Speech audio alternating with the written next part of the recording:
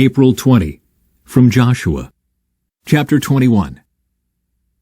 Then the leaders of the tribe of Levi came to consult with Eleazar the priest, Joshua son of Nun, and the leaders of the other tribes of Israel.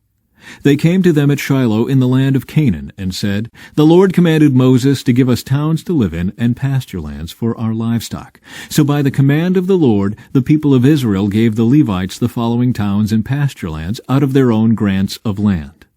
The descendants of Aaron, who were members of the Kohathite clan within the tribe of Levi, were allotted 13 towns that were originally assigned to the tribes of Judah, Simeon, and Benjamin. The other families of the Kohathite clan were allotted 10 towns from the tribes of Ephraim, Dan, and the half-tribe of Manasseh. The clan of Gershon was allotted 13 towns from the tribes of Issachar, Asher, Naphtali, and the half-tribe of Manasseh in Bashan. The clan of Merari was allotted 12 towns from the tribes of Reuben, Gad, and Zebulun. So the Israelites obeyed the Lord's command to Moses and assigned these towns and pasture lands to the Levites by casting sacred lots. The Israelites gave the following towns from the tribes of Judah and Simeon to the descendants of Aaron, who were members of the Kohathite clan within the tribe of Levi, since the sacred lot fell to them first. Kiriath Arba, that is Hebron, in the hill country of Judah, along with its surrounding pasture lands. Arba was an ancestor of Anak. But the open fields beyond the town and the surrounding villages were given to Caleb, son of Jephunneh, as his possession. The following towns with their pasture lands were given to the descendants of Aaron the priest. Hebron, a city of refuge for those who accidentally killed someone. Libnah, Jatir, Eshtemoa, Holon, Deber, Ain, Juttah, and Beth-Shemesh, 9 towns from these 2 tribes. From the tribe of Benjamin, the priests were given the following towns with their pasture lands: Gibeon, Geba, Anathoth, and Almon, 4 towns. So in all, 13 towns with their pasture lands were given to the priests, the descendants of Aaron. The rest of the Kohathite clan from the tribe of Levi was allotted the following towns and pasture lands from the tribe of Ephraim: Shechem in the hill country of Ephraim, a city of refuge for those who accidentally killed someone. Gezer, Kibzaim, and Beth-horon, 4 towns. The following towns and pasture lands were allotted to the priests from the tribe of Dan: Eltekeh, Gibbethon, Ajalon, and Gath-rimmon, 4 towns. The half-tribe of Manasseh allotted the following towns with their pasture lands to the priests: Taanach and Gath-rimmon, 2 towns. So in all, 10 towns with their pasture lands were given to the rest of the Kohathite clan. The descendants of Gershon, another clan within the tribe of Levi, received the following towns with their pasture lands from the half-tribe of Manasseh: Golan in Bashan, a city of refuge for those who accidentally killed someone, and Beeshterah, 2 towns. From the tribe of Issachar they received the following towns with their pasture lands: Kishan, Debrath, Jarmuth, and En-gannim, 4 towns. From the tribe of Asher they received the following towns with their pasture lands: Mishael, Abdon, Hilkath, and Rehob, 4 towns. From the tribe of Naphtali they received the following towns with their pasture lands: Kedesh in Galilee, a city of refuge for those who accidentally killed someone; Hamath-dor, and Kartan, 3 towns. So in all, 13 towns with their pasture lands were allotted to the clan of Gershon. The rest of the Levites, the Merari clan, were given the following towns with their pasture lands from the tribe of Zebulun: Jokneam, Karta, Dimnah, and Nahalal, 4 towns. From the tribe of Reuben they received the following towns with their pasture lands: Bezer, Jahaz, Kedemoth, and Mephaath, 4 towns. From the tribe of Gad they received the following towns with their pasture lands: Ramoth in Gilead, a city of refuge for those who accidentally killed someone; Mahanaim, Heshbon, and Jazer, 4 towns. So in all, 12 towns were allotted to the clan of Merari. The total number of towns and pasture lands within Israelite territory given to the Levites came to 48. Every one of these towns had pasture lands surrounding it. So the Lord gave to Israel all the land he had sworn to give their ancestors, and they took possession of it and settled there. And the Lord gave them rest on every side, just as he had solemnly promised their ancestors. None of their enemies could stand against them, for the Lord helped them conquer all their enemies. Not a single one of all the good promises the Lord had given to the family of Israel was left unfulfilled. Everything he had spoken came true. Then Joshua called together the tribes of Reuben, Gad, and the half-tribe of Manasseh. He told them, "You have done as Moses, the servant of the Lord, commanded you, and you have obeyed every order I have given you.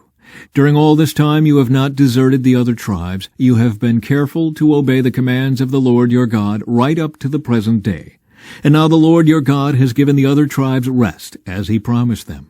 So go back home to the land that Moses, the servant of the Lord, gave you as your possession on the east side of the Jordan River. But be very careful to obey all the commands and the instructions that Moses gave to you. Love the Lord your God, walk in all his ways, obey his commands, hold firmly to him, and serve him with all your heart and all your soul." So Joshua blessed them and sent them away, and they went home. Moses had given the land of Bashan east of the Jordan River to the half-tribe of Manasseh. The other half of the tribe was given land west of the Jordan. As Joshua sent them away and blessed them, he said to them, "Go back to your homes with the great wealth you have taken from your enemies, the vast herds of livestock, the silver, gold, bronze, and iron, and the large supply of clothing. Share the plunder with your relatives." So the men of Reuben, Gad, and the half-tribe of Manasseh left the rest of Israel at Shiloh in the land of Canaan. They started the journey back to their own land of Gilead, the territory that belonged to them according to the Lord's command through Moses. The eastern tribes build an altar. But while they were still in Canaan, and when they came to a place called Gililoth near the Jordan River, the men of Reuben, Gad, and the half-tribe of Manasseh stopped to build a large and imposing altar. The rest of Israel heard that the people of Reuben, Gad, and the half-tribe of Manasseh had built an altar at Gililoth at the edge of the land of Canaan on the west side of the Jordan River. So the whole community of Israel gathered at Shiloh and prepared to go to war against them. First, however, they sent a delegation led by Phinehas, son of Eleazar the priest, to talk with the tribes of Reuben, Gad, and the half-tribe of Manasseh. In this delegation were 10 leaders of Israel, one from each of the 10 tribes, and each the head of his family within the clans of Israel. When they arrived in the land of Gilead, they said to the tribes of Reuben, Gad, and the half-tribe of Manasseh, "The whole community of the Lord demands to know why you are betraying the God of Israel. How could you turn away from the Lord and build an altar for yourselves in rebellion against him? Was our sin at Peor not enough? To this day we are not fully cleansed of it, even after the plague that struck the entire community of the Lord. And yet today you are turning away from following the Lord. If you rebel against the Lord today, he will be angry with all of us tomorrow.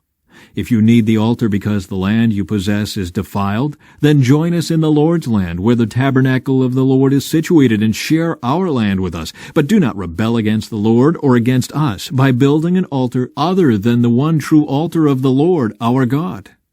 Didn't divine anger fall on the entire community of Israel when Achan, a member of the clan of Zerah, sinned by stealing the things set apart for the Lord? He was not the only one who died because of his sin. From Luke, chapter 20. One day, as Jesus was teaching the people and preaching the good news in the temple, the leading priests, the teachers of religious law, and the elders came up to him. They demanded, "By what authority are you doing all these things? Who gave you the right?" "Let me ask you a question first," he replied. "Did John's authority to baptize come from heaven, or was it merely human?" They talked it over among themselves. "If we say it was from heaven, he will ask why we didn't believe John. But if we say it was merely human, the people will stone us because they are convinced John was a prophet." So they finally replied that they didn't know. And Jesus responded, "Then I won't tell you by what authority I do these things." Parable of the evil farmers. Now Jesus turned to the people again and told them this story. A man planted a vineyard, leased it to tenant farmers, and moved to another country to live for several years. At the time of the grape harvest, he sent one of his servants to collect his share of the crop. But the farmers attacked the servant, beat him up, and sent him back empty-handed. So the owner sent another servant, but they also insulted him, beat him up, and sent him away empty-handed. A third man was sent, and they wounded him and chased him away. "What will I do?" the owner asked himself. "I know, I'll send my cherished son. Surely they will respect him." But when the tenant farmers saw his son, they said to each other, "Here comes the heir to this estate. Let's kill him and get the estate for ourselves." So they dragged him out of the vineyard and murdered him. "What do you suppose the owner of the vineyard will do to them?" Jesus asked. "I'll tell you. He will come and kill those farmers and lease the vineyard to others." "How terrible that such a thing should ever happen," his listeners protested. Jesus looked at them and said, "Then what does this scripture mean? The stone that the builders rejected has now become the cornerstone. Everyone who stumbles over that stone will be broken to pieces, and it will crush anyone it falls on." The teachers of religious law and the leading priests wanted to arrest Jesus immediately because they realized he was telling the story against them. They were the wicked farmers, but they were afraid of the people's reaction. Taxes for Caesar. Watching for their opportunity, the leaders sent spies pretending to be honest men. They tried to get Jesus to say something that could be reported to the Roman governor so he would arrest Jesus. "Teacher," they said, "we know that you speak and teach what is right and are not influenced by what others think. You teach the way of God truthfully. Now tell us, is it right for us to pay taxes to Caesar or not?"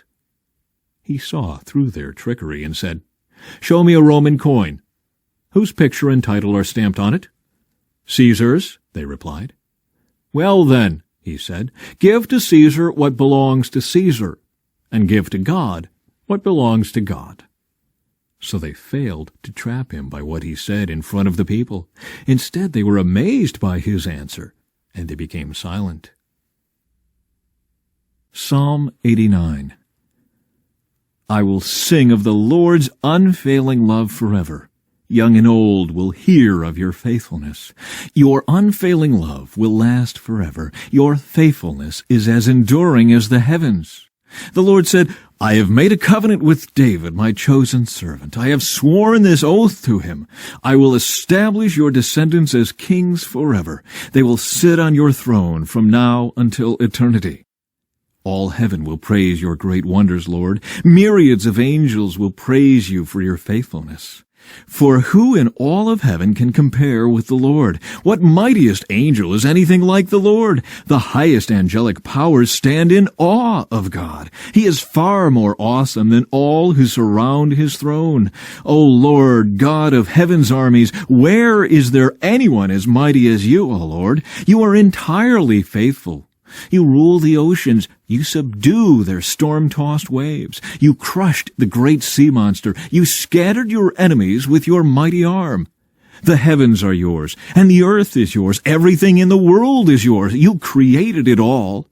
You created north and south. Mount Tabor and Mount Hermon praise your name. Powerful is your arm. Strong is your hand. Your right hand is lifted high in glorious strength. From Proverbs. A person with good sense is respected. A treacherous person is headed for destruction. Wise people think before they act. Fools don't, and even brag about their foolishness.